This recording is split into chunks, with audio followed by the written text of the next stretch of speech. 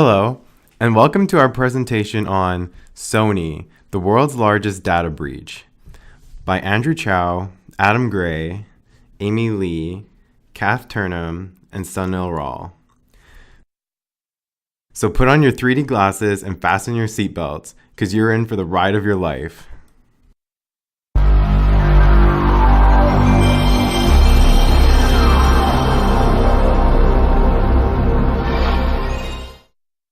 On April 19, 2011, the administrators at Sony noticed suspicious activity on their servers around the world.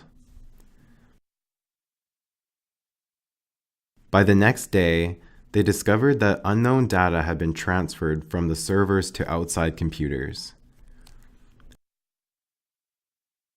Hackers had corrupted the servers, causing them to reboot, and deleted all the log files so that the information stolen would be unidentifiable. Sony worried that it was private customer information and credit card details that had been taken.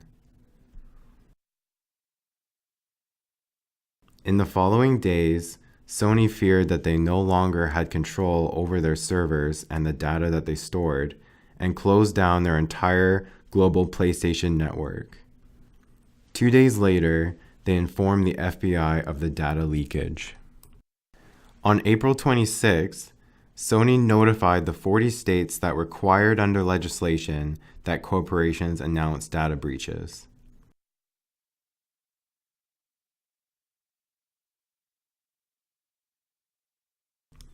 Management had avoided directly contacting the customers of the theft, which included personal information from 77 million users and potentially credit card information from another 12 million users. Instead, they opted to write a post on their blog.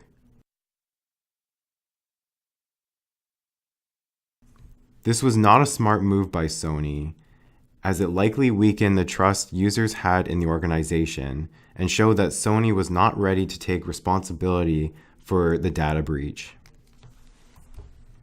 14 days after the initial breach, Sony had to shut down a second system, Sony Online Entertainment, and a month after that, shut down Sony Pictures Entertainment's website. In both cases, their systems were hacked and millions more of their users' personal information was stolen. Sony would not disclose exactly how the hack was performed, but tech fan sites believe that the hacker group Anonymous played a role. Anonymous supposedly discovered a security weakness and passed the information on to another hacker group called Lulzec, who then used an SQL injection attack to access Sony's servers. Another possibility is that a custom PlayStation 3 firmware called Rebug was used to hack Sony. The Rebug firmware converts a regular PlayStation 3 console into a developer unit, giving the user access into Sony's internal developer network. Once connected to the network, hackers can tap into Sony's customer details database and steal customer information. The board chairman formally apologized to users in a speech to the U.S. Congress for the security lapse, although it was not taken well by governments around the world. Sony was criticized by U.S. House Committee on Commerce, Manufacturing, and Trading for not knowing the specific information stolen and for waiting so long before going public with the problem. During a second apology, the chairman tried to claim the company's innocence in a letter to the public. He wrote that Sony was the victim of a carefully planned and completely unpredictable cyber attack. This is a common defense mechanism played by organizations coined as the Darth Vader.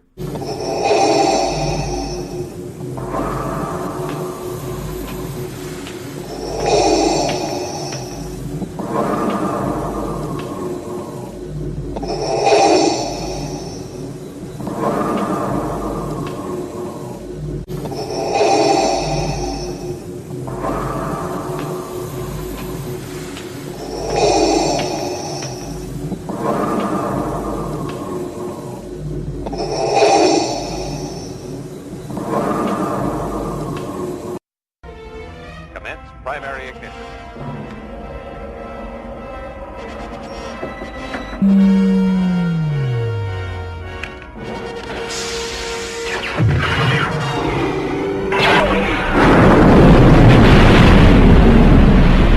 Many critics saw through management's apology, knowing that most security breaches occur using simple tactics. The attack was made easy due to management's unwillingness to prepare for risks and to put resources towards key security measures, including a lack of training and the use of outdated software. Eugene Spafford, an expert in information security, claimed that the problem at Sony was that they were using an older Apache software package that had well-known security issues. Lulsec, another group of hackers, claimed responsibility for this most recent attack. They revealed that the security was minimal, which made the breach rather simple. Sony's website had very poor firewall protection, a problem that was apparently reported on a forum 4 months before the incident. Sony's lax security allowed Lulsec to perform standard SQL injection attack on a primitive security hole that enabled them to gain access to what they wanted. However, the most unsettling discovery of this attack is the fact that Sony did not encrypt any customer data.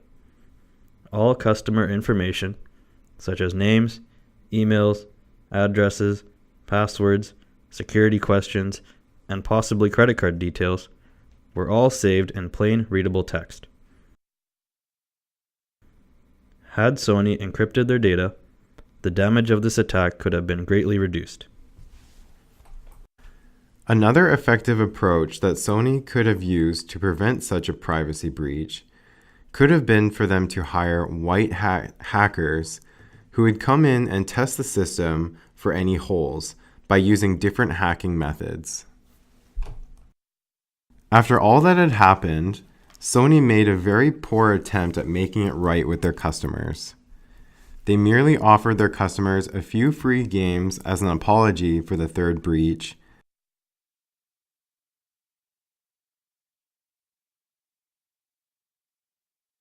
while failing to provide them with any type of insurance policy that could prevent any potential future losses.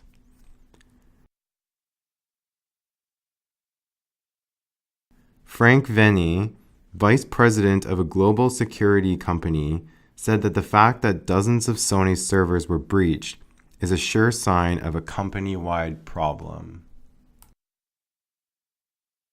By the end of May, Sony met more than 25 lawsuits, including a class action,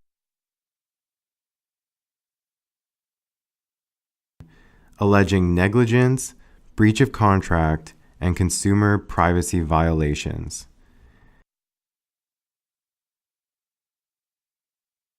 It had been reported that the PlayStation outage cost Sony $171 million US. Years later, in 2013, the Information Commissioner's Office ruled that Sony Computer Entertainment Europe failed to have an up-to-date security software and issued a fine of $396,000 US.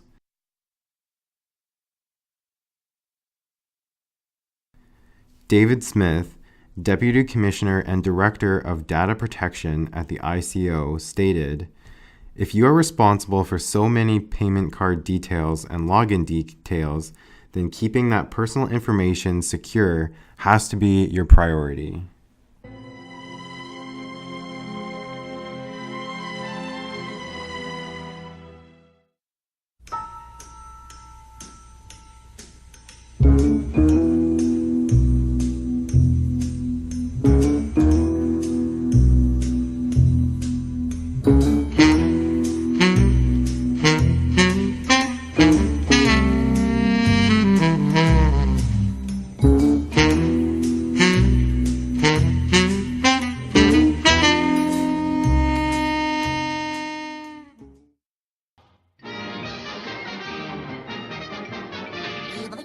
That's all, folks. Interesting.